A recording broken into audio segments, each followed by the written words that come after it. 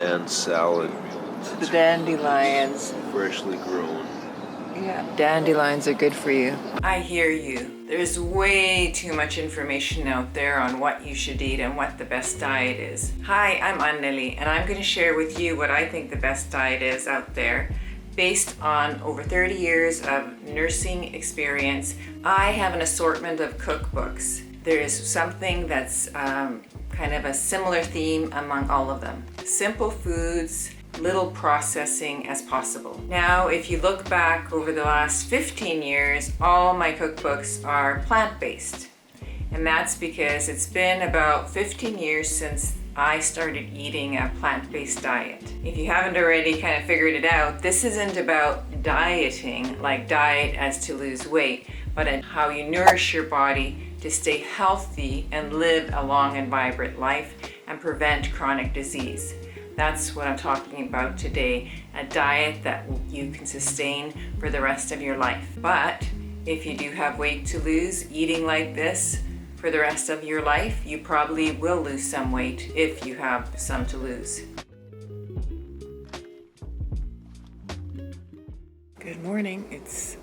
I woke up at 5, but it's closer to 6 now, and I'm having my breakfast before we head out.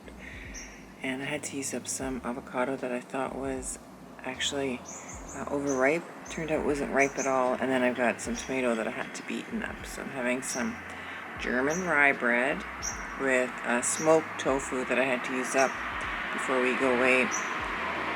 Some of that unripe avocado and tomato slices. And then I'm having my 2 tablespoons of flax, vanilla protein powder, blueberries frozen, and a little bit of maca, and what else? A tiny bit of oat milk and water. I think that's it. And the 2 tablespoons of flax. That's it. So I'm going to drink this. And of course, I have to have my cup of coffee. And actually, this is my second cup already.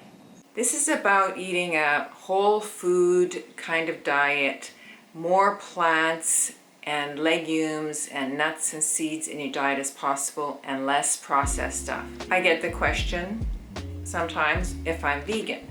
So let me expand on that. Vegan for some people is that they're eating for the animals. They want to not harm any animals. And some people, it's about saving our planet Earth. And some people call themselves vegan because they eat plant-based. So I eat plants, and I eat nuts, seeds, legumes. I eat, what else? Less processed the better. And I try to eat low fat, low oils. I don't like to categorize myself in anything because I do love animals. I don't want to harm animals. So I started off becoming plant-based for my health. I was just wanting to prevent Alzheimer's disease in my family, that runs in my family. But I also then, once you become a plant-based eater, you know, with our social media and the algorithms, you start to see different things that they kind of throw at you when you're online or whatever. So I obviously have seen a lot of stuff about animal abuse, so I really don't want to harm animals. So I'm doing it for animals also.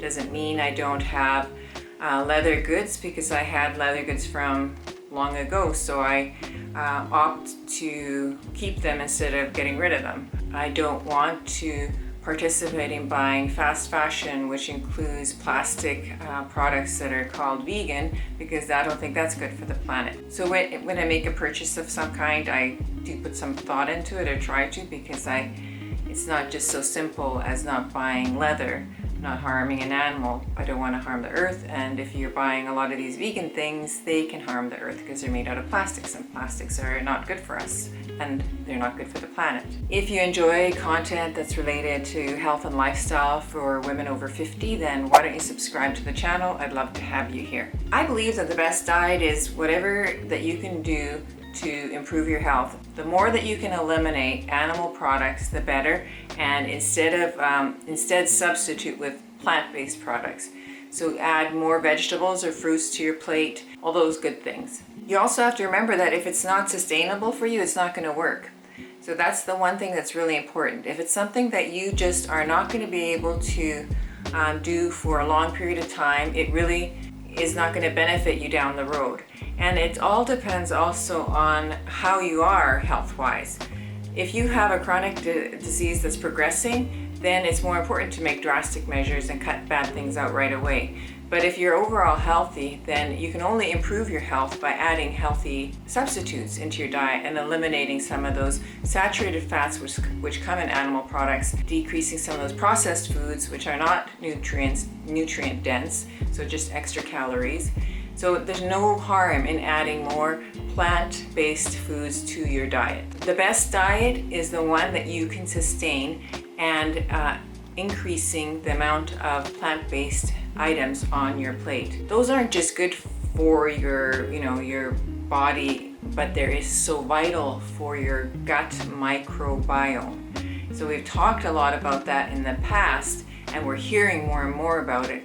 And your intestinal microbiome is so important to your immunity, to your brain health, your overall health, preventing chronic diseases such as Alzheimer's, heart disease, and even COPD, like lung issues. Eating a well-rounded diet full of lots of plant items is really good for the microbiome in your gut. Fiber not only provides you nutrients and helps your motility of your intestines so you can go to the bathroom better, but what it does is also feeds that microbiome that's in your intestinal tract. I don't know if you've heard it, but I've heard that the gut is like a second brain, so we need to feed our second brain, which is our intestinal tract, and it does need fiber. And as far as my 30-year or more career as a nurse, I have never heard a medical professional, whether it's a doctor or a registered dietitian, tell a patient to stop eating plants that they will harm you. The only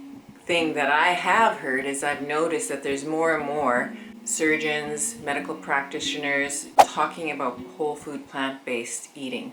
And I have seen many reports from gastroenterologists after colonoscopies that are suggesting to their patients to eat a more plant-based diet. So my take on the whole food plant-based eating is that if you can eat like that, that's the best thing for you to keep you living healthy and vibrant for the rest of your life.